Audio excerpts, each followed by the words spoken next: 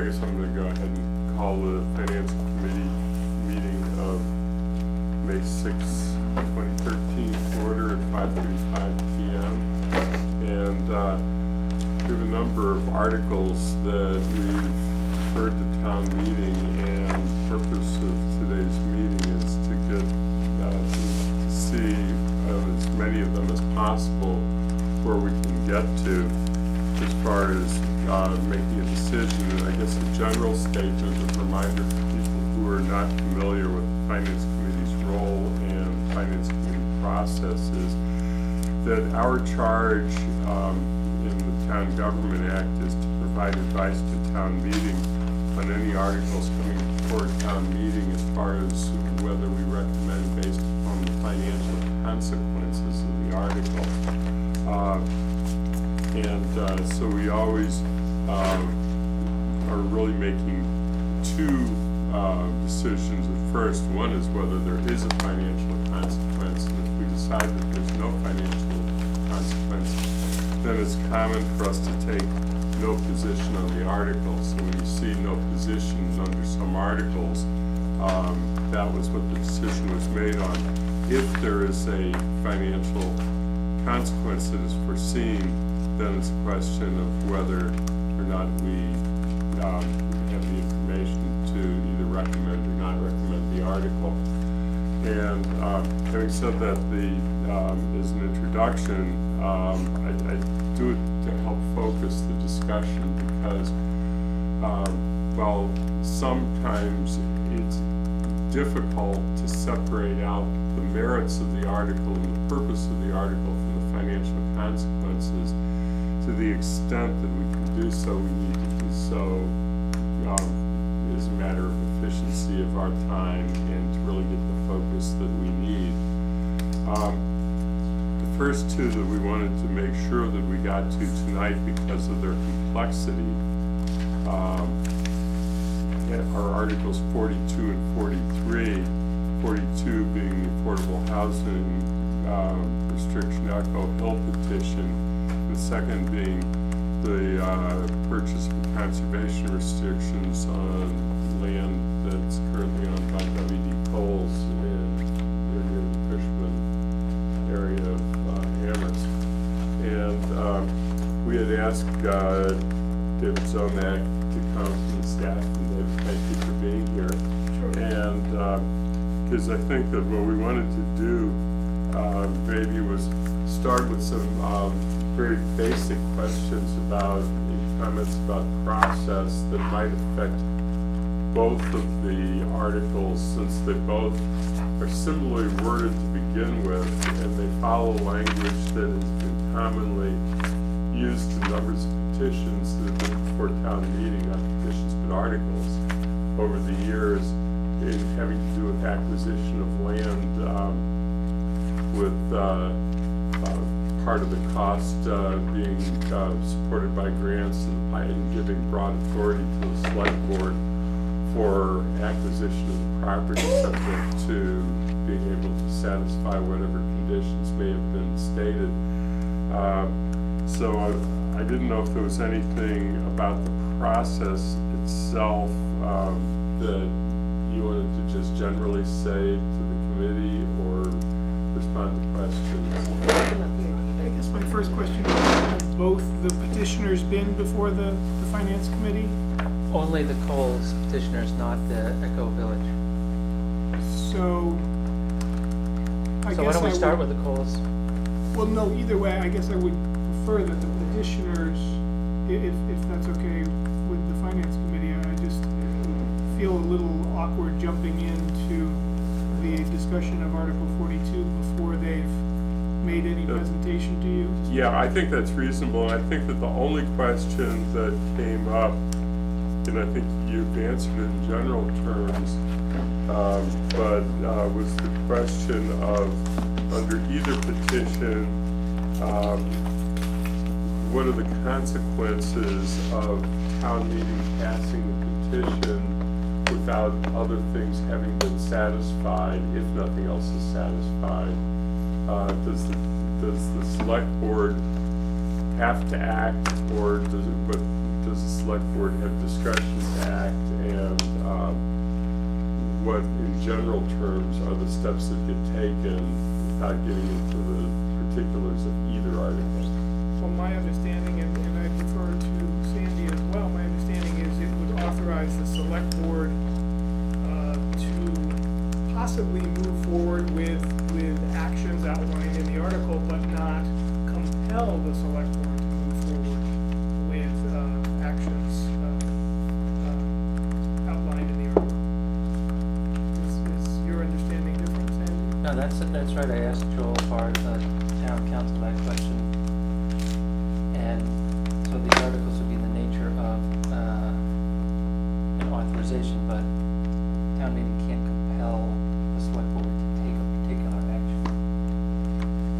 And that is consistent, as you said in your opening remarks. Both of these articles are consistent with other land or property acquisition articles that have come before town meeting in the past, and I imagine that's where the language came from.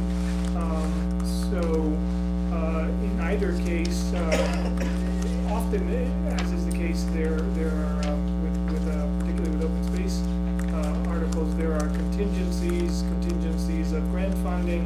We have acquired in the past contingent upon grant funding, and we have acquired or authorized the select board to acquire in the past contingent upon grant funding, and in some instances not. For instance, one of the articles on the warrant this year is regarding the acquisition off of Potwine Lane that came before you, and there are no matching grant funds for that, proposed for that acquisition. So, in any event, there are different ways to do it. I think the petitioners have looked at previous warrant articles and crafted them in such a way, but the bottom line is I think the select board is not compelled to move forward on these if town meeting votes to support them. Just a question to follow up. So if they're not compelled, is there a time frame, or does not compelled mean 10 years from now? They might think about it and do it based on something we voted in 2013. That would be a good question for town council. I think legally, I'm sure there's a response to that. Practically speaking, I think there would be a period under which we would need to perform or move on to something. So, let me hear from the petitioners now on Article 42, because I don't think the petitioner is here. I understand she's on her way. Can you hear from 43 first? Would that be possible? that's fine with me. The reason I had actually said 42 first is that she had asked me to take her first, and because she wanted to get on to the organization session, so I didn't realize she wasn't here, but I was trying to be responsive to her request. So, but we will, if it's okay, then 43, there has been a presentation that was made previously, and I think a pretty good explanation of what the concerns of petitioners are, and that the petitioners, as we know from the road signs, represent a good number of other people who have apparently adopted similar position. I don't know if there's anything that you wanted to add to what you previously reported. Well, I was Okay. wondering if you had gotten any more information on the... Wait a second. I'm sorry, just for the north, would you identify yourself? Oh, sure. I'm Jack Hirsch, and I am the presenter of the petition article 43.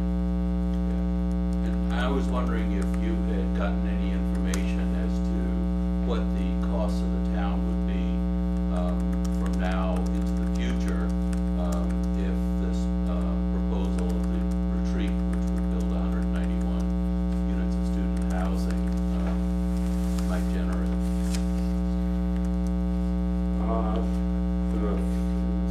So, just to clarify, if I could, I think we did, there was some responses that came through Sandy for the Finance Committee on the potential tax revenue. I'm not sure if you're referring to potential cost of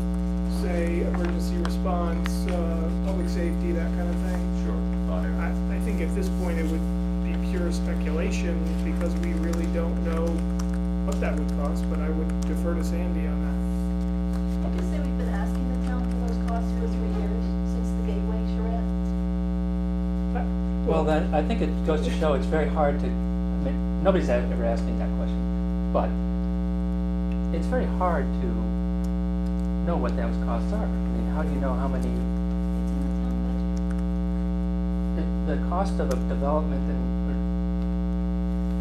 emergency response is not in the town budget. I mean, I can tell you what the police budget is, I can tell you what the fire budget is, I'd be glad to share that information. But trying to figure out how much of that is allocated to a particular property, or that, I don't know. Is what we're asking. So we, Cost of student. if I could, it's next to impossible to even do that because we don't categorize responses by student, or you could do it by age. They know the age of someone they're responding to. It feels like obfuscation. No, It Well, really does. if I Yeah, could Bob. finish. Just a point, about 5 years ago, we did a long-term study on the finances in town, and we tried to get to the bottom of this issue.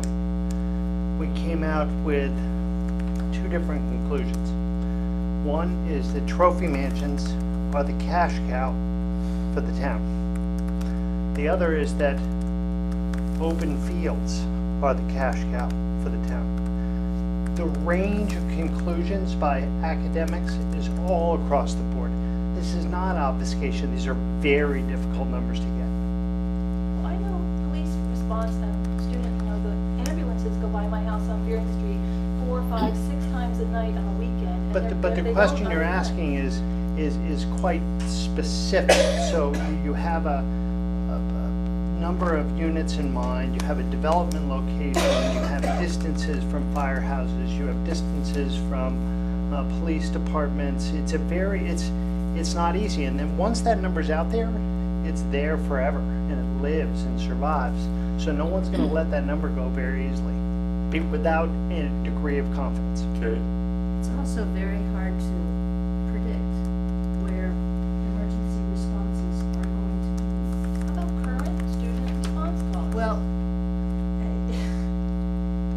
it depends on where they're happening. There is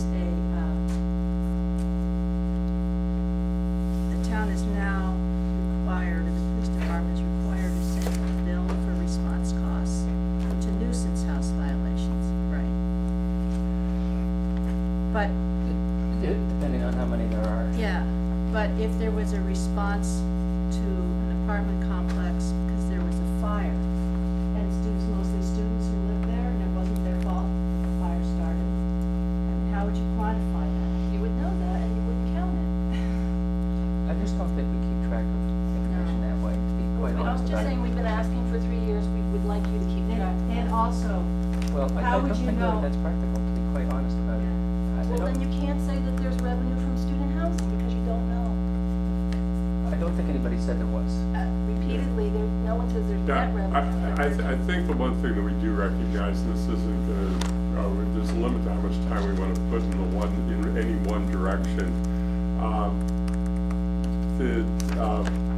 There's several aspects to it. The nuisance house bylaw was the first time that we attempted to assess police costs. Fire costs, our EMT costs are never quite as easy to figure out because frequently EMT bills get reimbursed by the insurer of the person who is transported by ambulance, and so the number of calls that get made don't necessarily translate to a cost because many of the people who are being transported are in fact insured. So those two have created some frustration and confusion. I think that the other problem that we all recognize, and this is going to sound incendiary when I say it, but I'm going to say it anyway, is that if we have a finite number of students in town and we know they're going to live somewhere, we know that there's going to be a certain amount of response to students, and moving it from one location to another is not necessarily something that makes it very easy to quantify. So that it's a frustrating response, I understand, but it's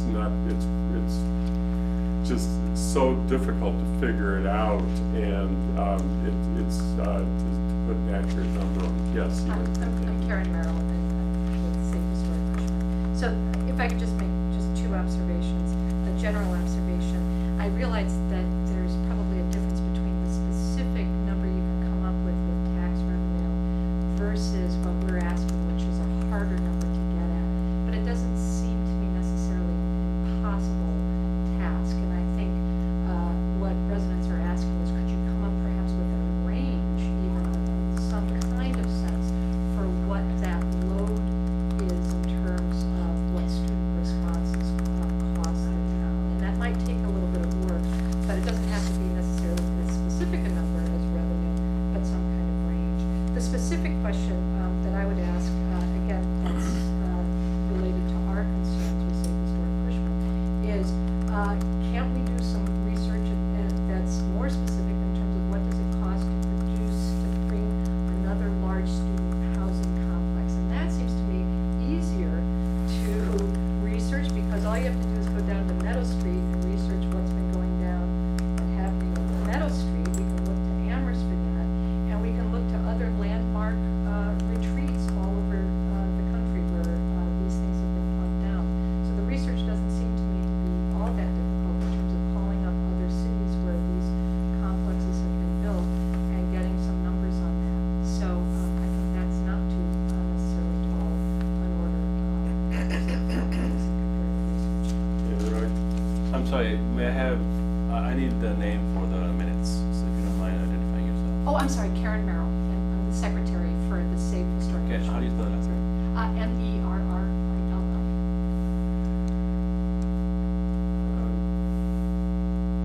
That's an interesting question. I think that because I had been looking, of course, at the large amount of taxation that is estimated to be based upon the maximum build-out, the maximum build-out we were allowed, which is actually quite large.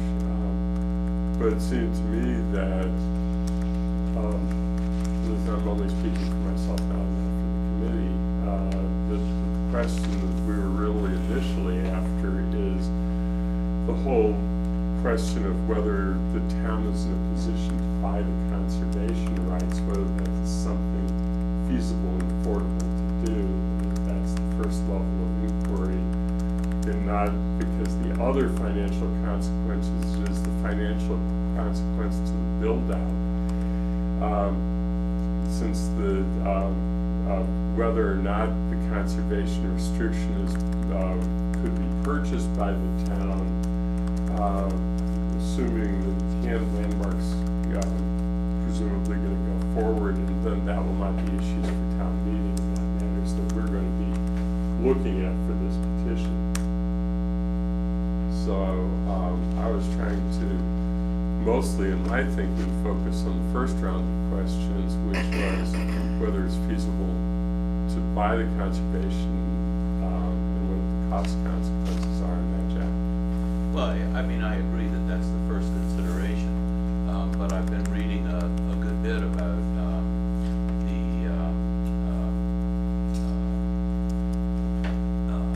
the development of small towns and the costs involved with the development. And I was very glad to hear Bob say that one of the cash cows is open fields, because that's in fact what we have now. So going forward in long terms, it seems like we need to look at what the future cost will be also.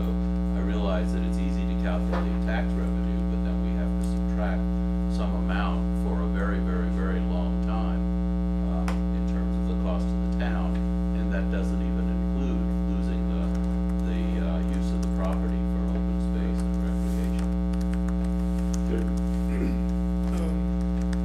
Let me just see if I can address a couple of the practical questions. And moments ago, I had a chance to talk with the petitioners a little bit about this, and we had touched on this, I think, in the Concom meeting that they came to, and I believe you're going to come back to the Conservation Commission meeting on the 22nd or so. So, looking at the article itself, yes, so there are some questions that arise, and I'll let the petitioners respond to this, but certainly the 1.2 million figure begs the question, where does that come from? I think the petitioners can talk a little bit about that. When we talk about acquiring land, one of the first questions I always get in these meetings, town meeting, etc., do we have a willing seller? So, you know, it's just protocol for the town of Amherst. This is the way we've done it. We've acquired land for conservation, for agricultural preservation, from willing sellers. I'm not aware of us taking a conservation restriction or taking a piece of land for conservation. There have been instances before I worked for the town where there was a friendly taking of land that ended up in open space purposes, but I'm not aware that we have taken land for conservation or for agricultural preservation. So willing seller is a key component. Secondly, there are a number of unknowns about this property. We know that the owner has submitted their notice to the town to remove the property from Chapter 61. The town is currently reviewing. This is the second notice we've gotten. The first one was deemed by our town council to be not adequate, imperfect. So we sent that back, and now we have a second notice that's being reviewed by town council. The acquisition price, I believe, is more than $6 million. So as I noted to the petitioners, there are questions that still remain about the value of the property. If that is a bona fide offer at $6.5 million, the number 1.2 million leaves us with a very large gap between what may be fair market value and what might be the underlying fee value once the development potential has been removed. Recall that it's a pretty standard equation when we do agricultural preservation restrictions. You take the fair market value, you subtract the development potential, which has a value, and you're left with a farmer owning the fee interest, which has a value per acre that ranges anywhere in Massachusetts from, say, $5,000 to I've seen as high as $12,000, $13,000. However, these numbers, if that offer is a bona fide offer at 6.5, the development potential of this would be on the order of probably 4.5 million or more. Could be close to 6 million because the residual value of timberland is a couple $1,000s an acre. So there are questions, and I don't know. I defer to the petitioners if they have any more information on that. I know that the 61 issue has not been resolved yet, but we know that is a very high value piece of property because it has access to water and sewer. I guess the final thought I would say, and this was covered by the select board last Monday night, is that, I believe it was last Monday or the previous Monday, is that we still don't know a lot about the landmark proposal. Yes, they had met with the neighborhood. They have shown us some schematic designs, some proposals, but we don't have a formal submittal from Landmark or from the owner as to what they plan to do there. And there are some options that have been discussed by Landmark regarding a more broadly spaced development and the potential for some clustering to go on. So I think all of those things are on the table. It's just a little early in the process to know more. Yeah, Janice? So when people get agricultural restrictions, I think I've kind of asked this before and I never really got an answer. But when people get agricultural restrictions and they pay lower taxes, and so they're not supposed to develop it, then suddenly if somebody comes along and offers them a good price, then they can just develop it? No, absolutely not. No, once they've sold their development rights, either for agricultural purposes or we have a number of conservation restrictions in town. For instance, one that many people know, as you go down Station Road and you look south, there's the horse farms on your left, and then you look the opposite direction, which is south. That gentleman some years ago sold the development rights to his property, so he still owns it. He still manages it and maintains it, but he sold the town his development rights. So those are in perpetuity. They cannot be removed except by an act of the select board, Amherst Town Meeting, and the House and percentage. We've only done that, to my knowledge, once in the history of the town. We've only petitioned the state to remove part of an agricultural preservation restriction once, and that was to save the historic Kimball House.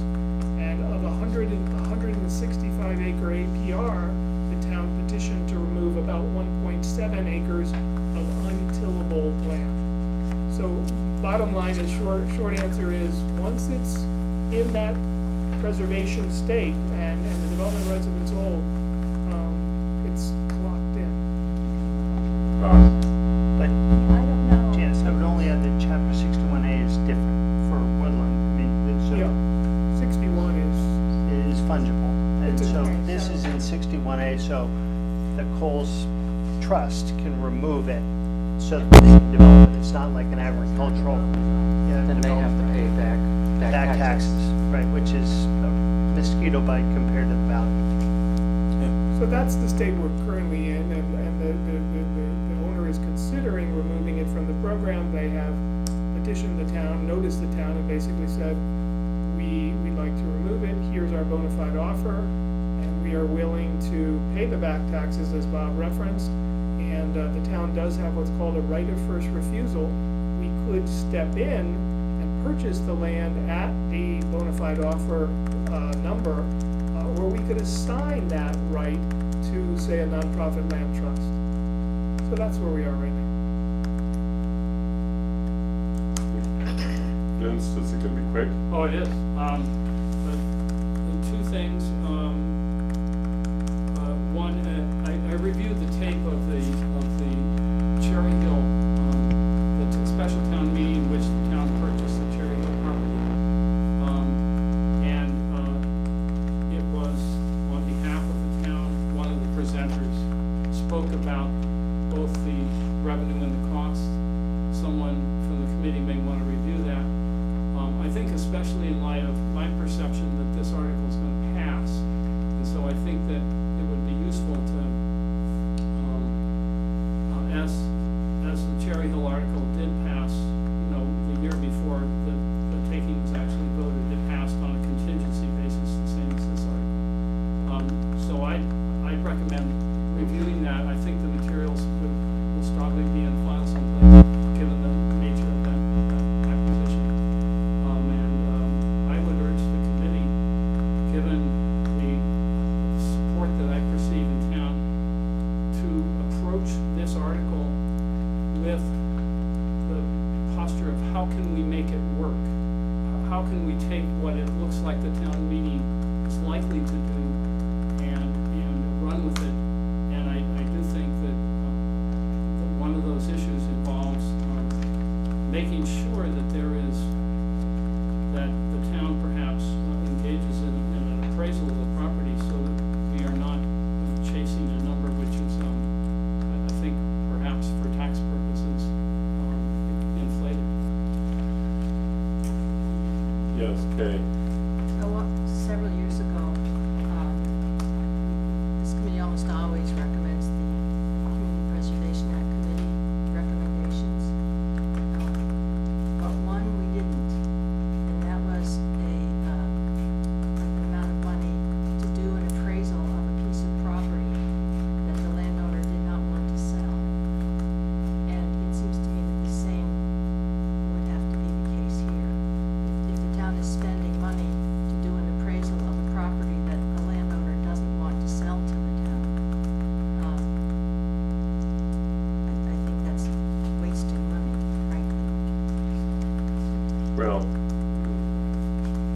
Bob? My point's the same, as I just wanted to ask the petitioners if you've approached the Coles and whether they want to sell. Yeah, I've spoken with Cinda a few times. She wants $6 million for the land, and she doesn't care where it comes from. She'd be happy to get it from anybody. I think that we have some ideas of how to bridge the funding. I think that one very possible idea is to bank the land while the town plans what the best use of 30% of it is. If we buy a conservation restriction, we can still develop up to 30% of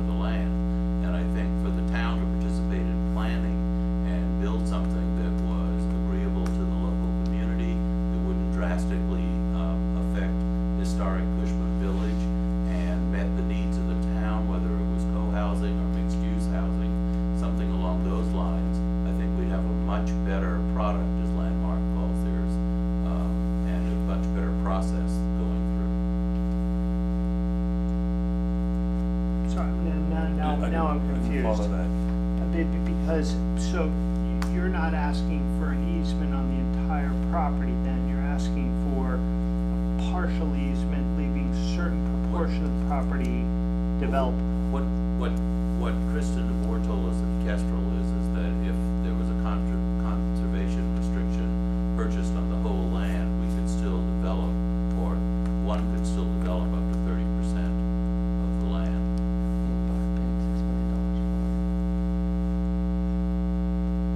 That anticipates buying the whole property for, say, $6 million, having conservation restriction on some part of it, developing some other part of it to recoup some of that cost. Is that what you're talking about?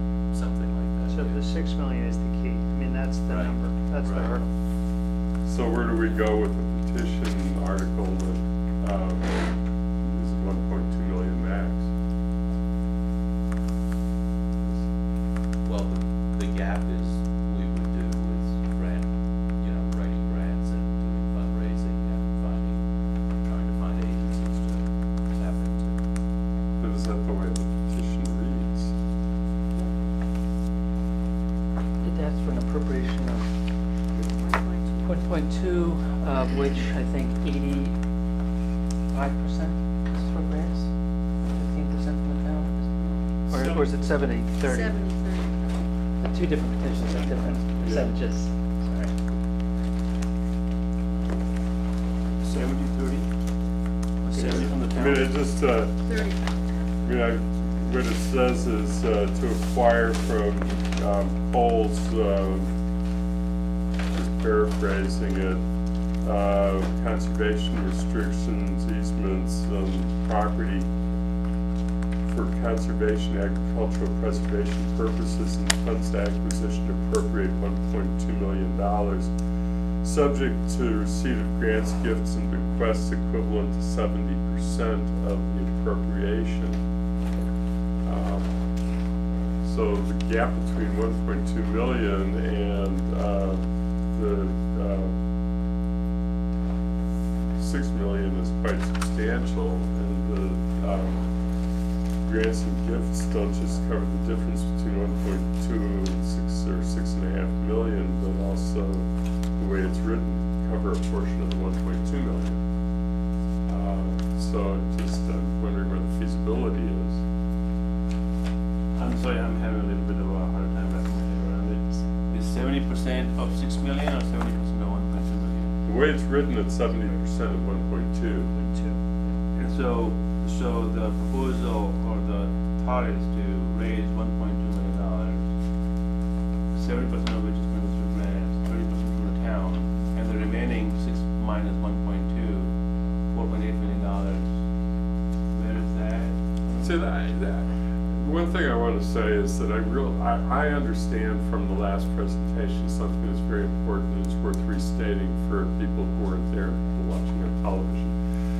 The petitioners were faced with a crisis. They got notice, as did the entire community, of this proposed purchase with virtually no time before the petitions were due before town meeting. They made a good faith attempt to take prior language from town meeting acquisitions and to do value based upon what other properties had been sold at for conservation purposes. And I think they pointed us at the last meeting to a rather large arrangement that had been worked out with Coles up in Leverett, mostly Leverett. And that was where the per acre cost came from. And so it really was a magnificent effort to try and put something together in a very brief period of time. And but now we have the warrant article as the warrant article is before town meeting. And that's just part of the reality that we're dealing with. Harkening back to what Dave said earlier, if the owner, the present owner, becomes a willing seller, unfortunately for her, the town would not be able to engage in a purchase without having, I guess, the likelihood would be 2 appraisals. And the town could pay the higher of those appraisals, but it could not pay simply what she asked. engaged in the payment of an amount that an appraisal determined was the value. And that value cannot include anything that involves a permit, anything that's not by right. In other words, subdivision. So anything else, even something that requires site plan review, which can be turned down, as the bylaw says. So I think this is why I'm saying I think the article is going to pass, and I do think that we're a number of steps ahead of ourselves when we're saying that this amount of money is not feasible and so forth. Because first we have to talk with the owner, and then I think if the owner becomes a willing seller, we have to engage the appraisal process, which will determine what actually gets paid, not what the owner wants. So Vince, that's true in most cases, and I see your point.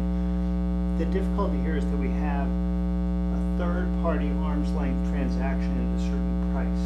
So an appraisal, in effect, has already been done by the willing buyer. Even if that happened, if we had to purchase from Landmark, I don't believe the offer, I think that one would find effective.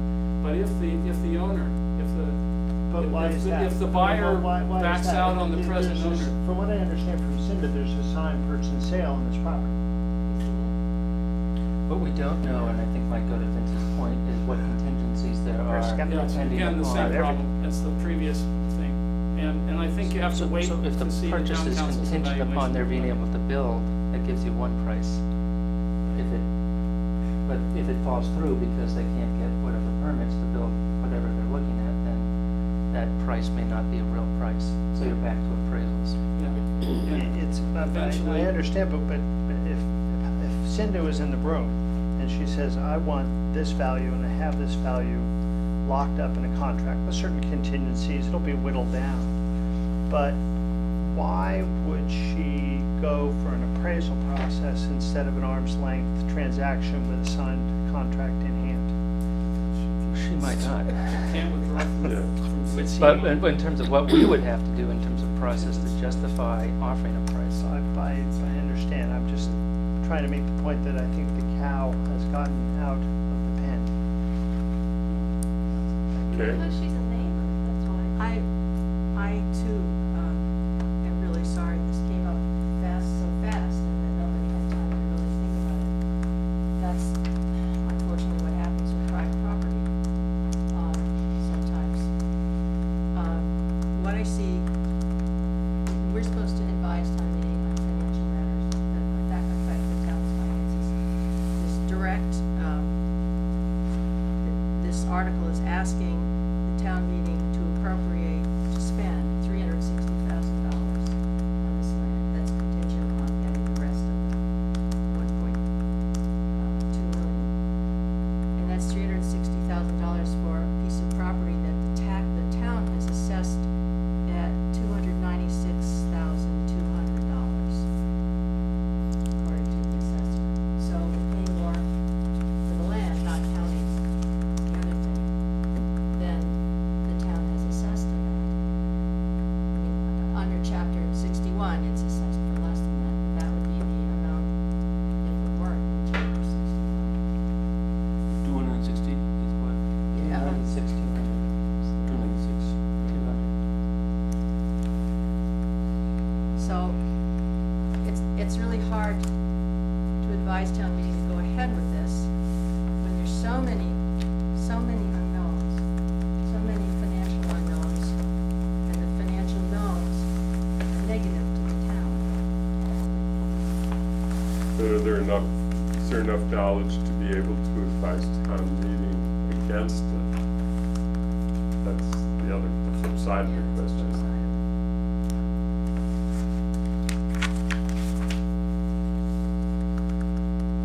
It's sort of like, I mean, we have to, but to your point, we have to assume that Cinda is trying to extort the town by pretending that she has a purchase and sale agreement for a certain number. That to me seems like a very big stretch. I don't think that's true. I don't trying to get you guys into a room to extort the town to get a big number on her property for a conservation easement. I think what she's trying to do is to sell to a developer to extract the best price. Capitalism, free markets, American way, not so here in Amherst, but for the most part, that's really what I think her intent is. And so I have a hard time supporting this article if the town's going to be throwing money at a deal that's never going to happen. That's my concern. Except for the money that may get thrown at doing appraisals of the money that may get thrown at legal expenses, which could mount fairly substantially as this thing Only if she goes became a willing along. seller Dave, that's true, only if she became a willing seller and the other party, the other buyer disappeared with the town to do an appraisal. Just as you said, we don't do appraisals until we have a willing seller, so that we're not likely to waste appraisal money. But then how do we go forward with the acquisition at all? Why bother to pass this if you're not going to actually go through the process of getting an appraisal and trying to put together a deal? To authorize the select board to do it. To put them And in how a can the place. select board do it without having to spending the money to do it? Well, you don't know how much money you need until you have one, a willing seller, and two, you have an appraisal. Exactly, so I'm sorry to break in here, but so if this article doesn't exist, we don't need to pass it, I would imagine the Finance Committee is not going to vote to support this. That's my speculation because of the money that we have to spend with a lot of imperfect information. However, it's fall town meeting. You guys have sat down at the table with Cinda, you've hammered out the deal, you've told her what your plan is, you've got her a hook into her, and you've got her involved in this, and you come back with a letter of intent or even some non-binding contract that actually shows some level of desire on her part to make this transaction happen, then I think this has a different color to it. But as is, it looks so speculative that it looks like money that we can't spend because it's obviously coming from somewhere else against a very speculative type of project. It's not that the deal is dead, it's just that you have a lot of work to do behind the scenes to make the deal more concrete before I think we could recommend spending money to go after it. And I appreciate that. The problem that we have is that this is a by right development. So unless the town can exercise buying conservation restriction, the deal's going to go through and Landmark can build whatever the heck they want to build. There'll be a planning board site plan review, but they can't stop it. But So the land will be lost Andy, can forever. Dave talk to Yeah. that? Sure, well, in short, that's accurate. That is accurate. My So- understanding is they could build a subdivision, but they can't build a clustered student paradise, whatever they want to call it, you know? Well, I would take the word student out. They can build a subdivision which covers the vast majority of the 147 acres by right, with roughly the number of units I think that is referenced, 180, 190. 191. Right in there. Or they could appeal, if you will, to the planning board and try to cluster that, taking up on the order of 30 to 45% of the 140, 150 acres. But that wouldn't be by right. So the petitioners are correct.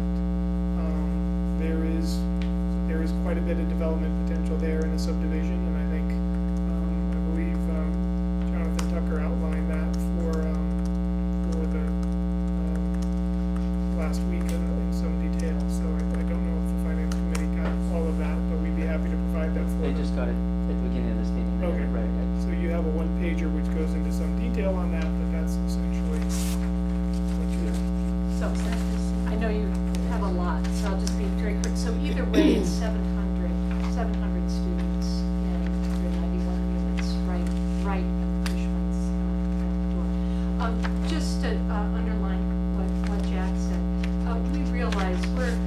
are very under the gun in terms of timing.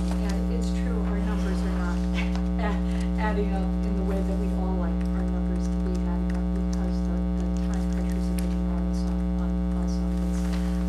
And so what we really are seeking, and working very hard at, is to try to get the town to really see the importance of this, obviously to our sector of town, but for the entire town, and really for a lot of people, the importance of this land and the threat that this poses to Amherst. And that the deadline is really serious, because once that notice is deemed a bona fide notice, we have 120 days for the select board to exercise its right of first refusal on this land. And that's why we're trying, with the town meetings for support on this article, to try to pull together, even if it's provisional, but pull together some way that we can come up with another plan for this land other than having the landmark do the town's planning for that parcel, which right now is where we are. We've got the Athens, Georgia based company doing the town's planning for us, for 700 students for Amherst. So that's why we are scrambling at this point to come up with Yeah, we do need to move on since we have the other petition here, but I guess that strikes me, if it's by right development, which is the term that's being thrown, which I didn't necessarily view to be true, but if that were true, then it sort of substantiates the statement that the land is likely to end up being valued at or near what Cinda has entered into this provisional contract to sell it at, because it means that it makes it more likely that they're gonna get the permits they need out of the planning board. And so we sort of run into this circle that by recognizing that, recognizing that the value is probably $6 million, and it makes this whole article, both as written and financially, what the town can afford to do, impossible to afford. Mr. Chairman, I just would urge people who believe that site plan review projects are by right to read the appropriate section of the zoning bylaw which speaks of the planning board's decision on site plan review, which you will find therein that the planning board has a right to reject projects under site plan review, and therefore it's not by right. And I would urge people, even though this is the finance committee, if you're speaking of what's by right, we should all be on the same page, and I think we should all read the section of the zoning bylaw that deals with site plan review and whether the planning board's decision is compelled or they are allowed to reject projects. And That's what I said a moment ago was that I was convinced that it was, but that term had been thrown about, and that the assumption was that if you got to the planning board, it was a done deal, and then if it's a done deal, it makes it worth $6 million. That was the point that I was making. But there is a right to refuse. Yeah. So I don't know if the committee feels that we can do anything, because we do want to spend some time here on the other article too. What was the position of the select board? Select board They did not opposed it. recommend. They voted not to recommend. Yes. I'd like to move we not recommend it. Second. So there's a motion that's been made by Bob to not recommend, seconded by Mary Lou. And statement you want to make, is the mover of the motion. I think there are legal ramifications, as you pointed out, in the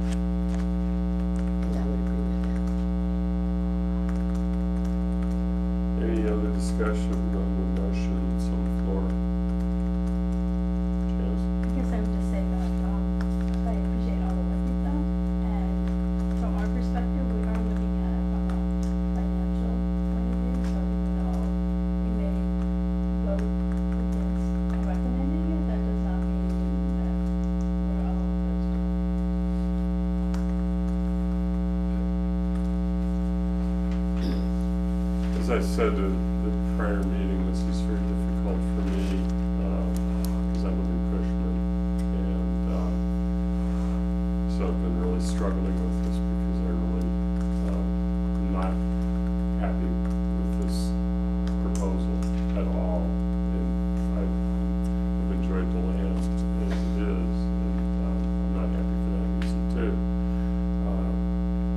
So I'm sort of trying to separate my role from the finance committee out from my personal feelings on it, which is not always easy to do. So there's a motion on the floor for further discussion on the motion. I'd like to just make one comment. I think this situation very unfortunate from the neighbor's point of view.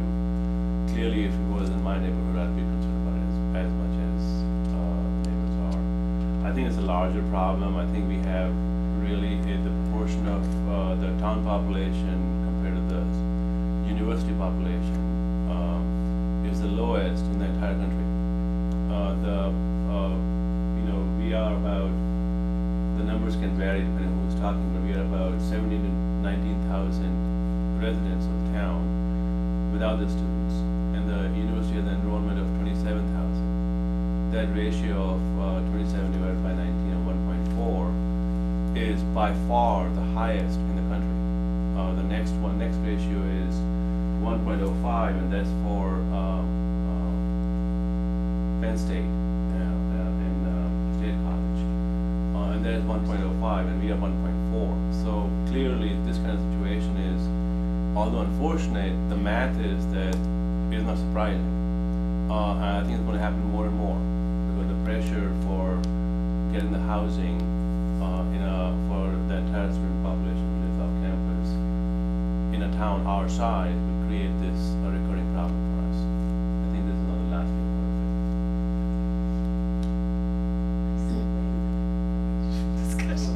it. Is the chair clear that people can vote one way on the finance committee and vote another way at town meetings? That's happening? I think we always reserve the right to do that, and I've been struggling on what I want to do on this personally as to whether to vote on the motion or abstain from the motion, because I'm sort of still terribly conflicted on a personal level about what I want to see as the outcome of the ultimate proposal. But I think I am going to, in the end, vote. Is my personal views aside as a finance committee member. The one other thing that I would just point out is that and then they're going to call for a vote, and the select board voted. One of the recognitions that the select board had is that regardless of what we do with this development, students are going to live somewhere, and that by not doing this, the consequence may be to put more pressure on existing neighborhoods, and I think that that's something that is a difficult issue too. I think it plays into what Anurag said. Committee, let's vote. All in favor of the motion that's on the floor indicate by raising hands. Any opposed? Any abstentions? So we have 6-0 with 1 abstention. Okay, well, thank you. Difficult one, and I wish us all success and hope that the can still work together to figure out a way to structure something to come back to time meeting again. And then, of course, in a better structured way. Thanks. Tracy Reed is here. I should. Eric, I see from the select board review. I recognize you from TV. Oh, Susie, why don't you come up to the television table? star. Yeah, come on up.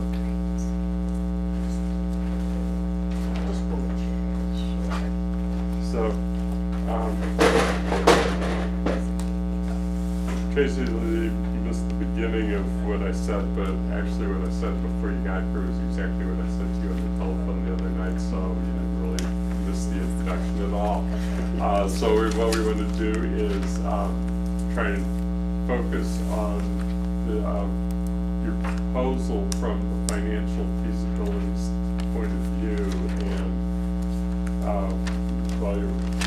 to, you know, make a very brief statement. The more you say about the important purpose that you have for doing this, takes away from the time we have to talk about the financial consequences.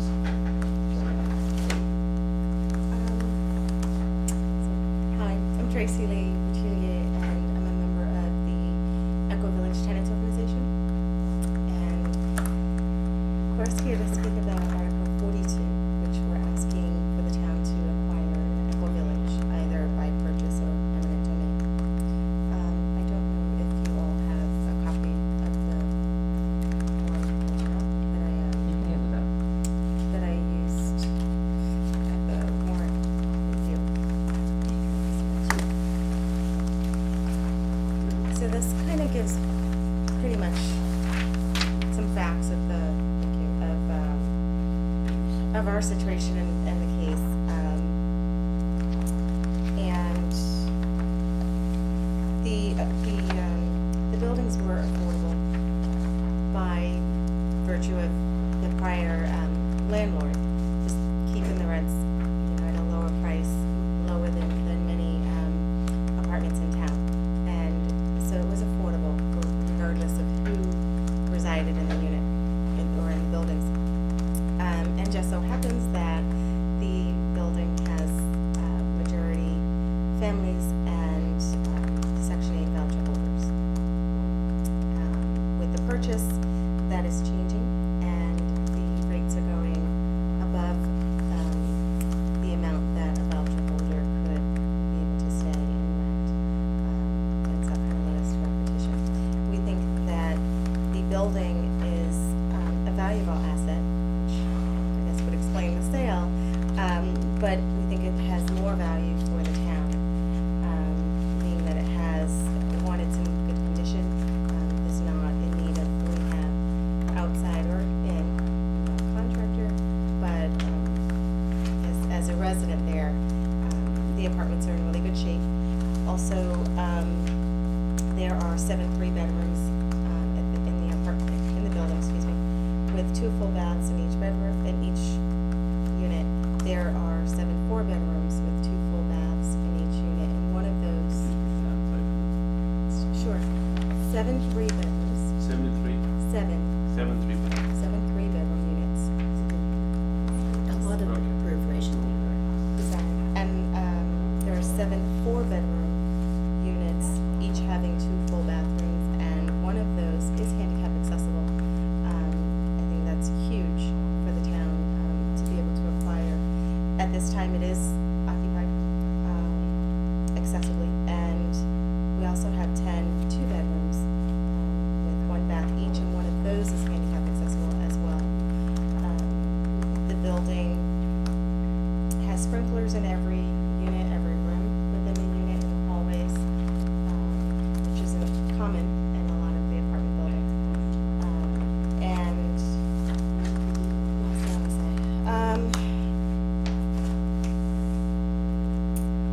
Yeah, so I mean, it just, one, on preserving affordable housing within town, which is something also that we're losing, and is important for the town to maintain. By acquisition of this property, these units could go towards the count that keeps the affordability percentage that the town tries to maintain for the zoning, the 40B, and this would help us keep into that, because at this point we're not counted in that because there haven't been any public funds coming in, and we don't have any deed restrictions on the property.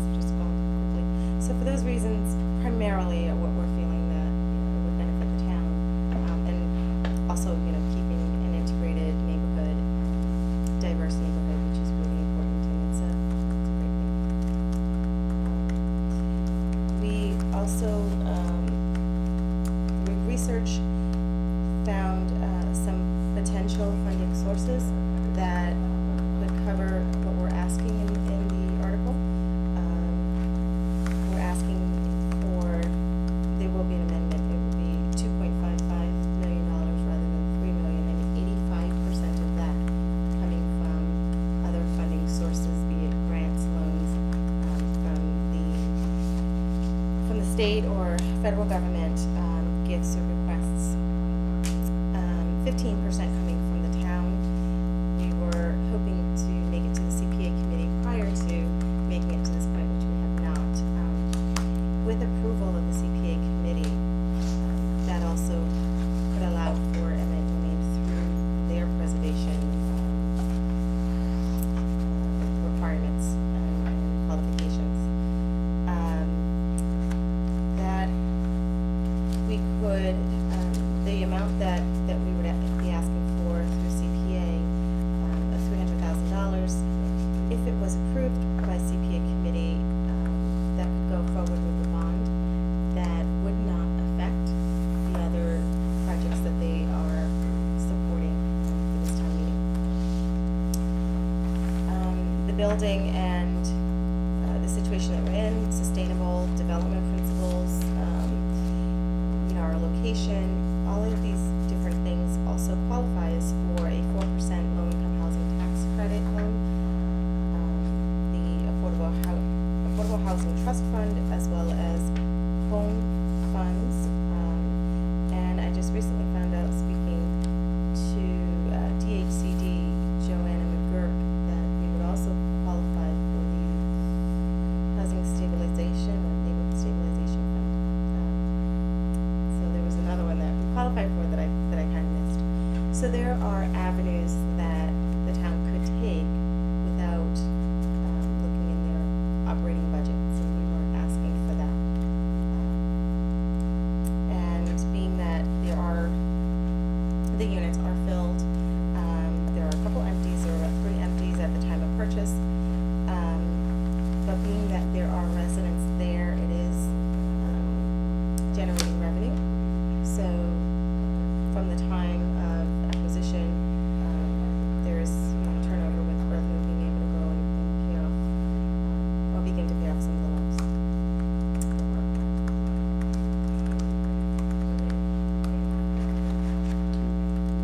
Yeah. Add two financial considerations. I'm Paige Wilder, Precinct 10 Town Meeting member, and a member of the Coalition of Amherst Neighborhoods. One is that the select board was talking about the timing of it, and that if they really supported it, but the timing right now might not be appropriate for the town. I would just argue that the building has a certain value right now. The new owner has primarily rented to students in the past, has violated building codes and had property damage at other buildings that he owns and runs. And so the value of the building would plummet quickly if it's rented as he intends to rent it. And I know from our beginning discussion that you don't feel you can quantify the cost of student housing in town, but that's the direction this is going. It will be student rentals because of the demand on renting in Amherst. And I would argue that the cost, both socially and financially, to the town of student housing far exceeds the cost of low-income residents, and the value of low-income residents is much greater. I heard you on TV too, but I was a little confused about our percentages dropping below 10%, because you said this is not